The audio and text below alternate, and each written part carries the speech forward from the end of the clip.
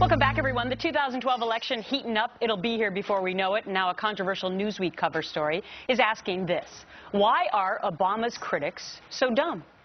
Author of the article, Andrew Sullivan, writes, quote, "It remains simply a fact that Obama has delivered in a way that the unhinged right and purist left have yet to understand or absorb.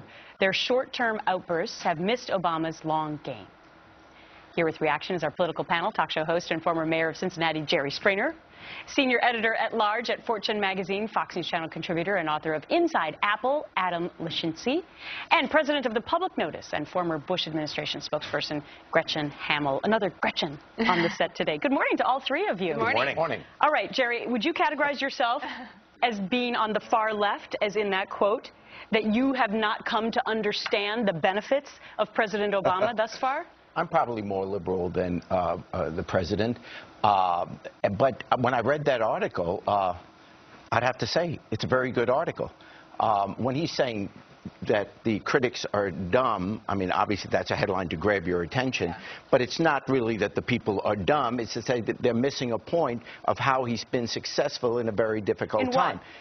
Well, I think he's been incredible. He saved our financial system when it was just about to go under. People had lost almost half of their life savings in pension funds and things like that. So clearly that. He saved the auto industry. He got Osama bin Laden.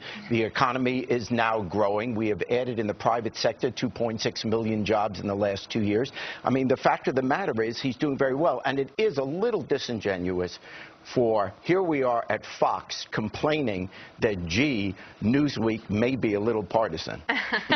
Well, they've had a pretty good track record. By the way, wrote this article, I believe, is the same person who tried to start that whole conspiracy about Sarah Palin's Down syndrome son and whether or not it was actually her child. So take that into note.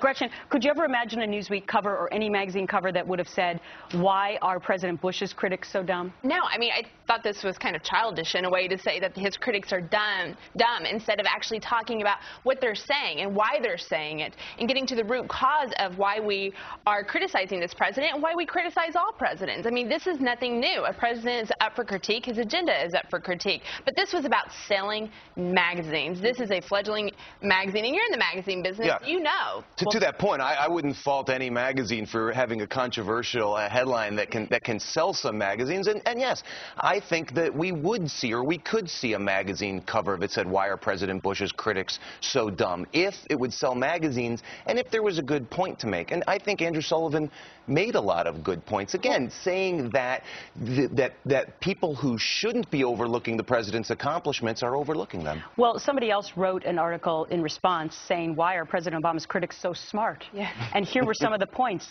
that they understand the mood of the country, they reject big government, they support a strong foreign policy, they show respect for opposing views, and they're aware of the administration's gaps. Jerry? Yeah, well, I'm sure there are a lot of people that don't like what President Obama is doing. But I'll say it once again. If the point of this discussion is to be upset with a magazine that even if it took the position that they're pro-Obama, again, everybody in the media is doing things like that. We're here on Fox News. Every single day, in fairness, you guys, every single day, bash President Obama. I'm going to take you to task on that. I'm going to take you to task on that because on this panel right here, we have a fair and balanced panel right here. Exactly. And I'm the independent. What's the rest of the show? The rest of the show, every single morning, you guys are slam Obama. You know you are. And I'm not saying you don't have a right to, but every single conversation is something bad about Obama. Well, be that as it may, I think the point is that someone who says, well, the president's critics are dumb, that's their opinion. I think to talk about a bad foreign policy or the mood of the country, that's an opinion, and I think Sullivan in Newsweek took the perspective that the mood of the country ought to be, look at what he did with the financial crisis, look at what he did with the auto industry, look at where the country was, and that's his opinion. I think totally fair game and good points. And by the way, Jerry, you obviously don't watch our show because you do not understand that there's a reason. I'll speak for myself. I sit in the middle as the independent on the panel. And quite frankly, we present both sides of the story, and we leave it up to our viewers to decide where they fall. All right, I got to take a quick break, and hopefully everyone will stick around when we come back. Congress just wrapped up its most unproductive year yet. Unproductive, that is. So why are they handing out bonuses? Our panel sticks around to debate that. And ready for this? Despite just 13% of Americans approving of the job Congress is doing, 3 Vermont lawmakers gave more than $236,000 in bonuses to their staffers, all on the taxpayers' dime. But with Congress coming off of one of its least productive years in modern history, are these bonuses warranted? Our political panel is back with their reaction. All right. Actually, I'm going to start with Adam, but I'm going to start with Gretchen, because you worked on Capitol Hill, yes. so you understand how this system works. Help us understand why this is the way government works and not just stupid. Yes. Well, every congressman is kind of given an allowance for the full year. And if they don't spend that allowance, they try to find ways to spend it, because if they return it to the Treasury, it doesn't go down to pay the debt. And a lot of people believe, in agencies alike, that if they don't spend all of their money, they risk getting a lower budget the next year. So members of Congress normally lease cars, buy new equipment, give their staff bonuses. And this is true of all the government. There is no incentive for them to actually have some fiscal responsibility and not spend a lot of money. So you could see, not that it's any excuse, but you could see a corporation behaving this way too. I mean, there's an allocation for bonuses. If you're a manager, you either spend that money, you're not going to give the money back. That would be silly. And by the way, this $236,000, that's the aggregate of the bonus pool that these 3 lawmakers had. These are typically $1,000 and $2,000 bonuses. The polling notwithstanding, I have no problem saying that these people probably worked hard last year and deserve $1,000 extra on their... But, Jerry, you understand why the American people might be angry from the outset when they see $236,000 going to staffers, when, in fact, most people don't like the job Congress is doing right now. And I think that's a very fair criticism. And I think the system is a little bit crazy, that there is no incentive to cut back what the Congress spends. People are dissatisfied with Congress. They're trying to make ends meet. And they see Congress spending, particularly on things like that. Of course, they're upset. So I agree. I'd be upset with that as well. So, Gretchen, is there a way that we could change this?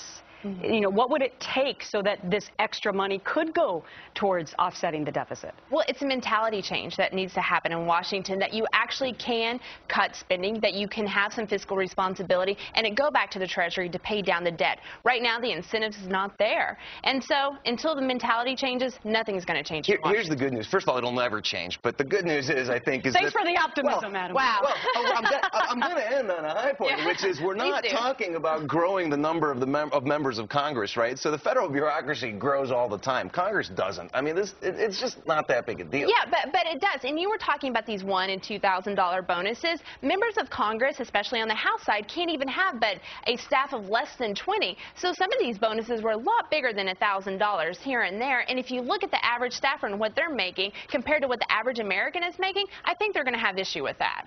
These people are running the country. Hey, I've been on Capitol Hill. I understand. The country. I know. And, you know, I think when we have a better economy, people will have a better view of Congress. I think there's a direct correlation. What about Perry's suggestion that Congress should be half-time, that their salaries should be cut, which obviously would mean, I guess, that the staffs would be cut? Terrible idea. They should do a better job, not less of a job. I think it's a good idea having a professional legislature to run our country. Yeah, I just think on its face, people, unless they really delve into the details like you have, Gretchen, this morning, they see that amount of money and they think, oh, more government waste, and they just throw their hands up in the air. All right, I got to wrap it up there. Jerry, Gretchen, Adam, thanks very much. Other than your comments, Jerry, it was nice to have you on the panel today. Newt Gingrich says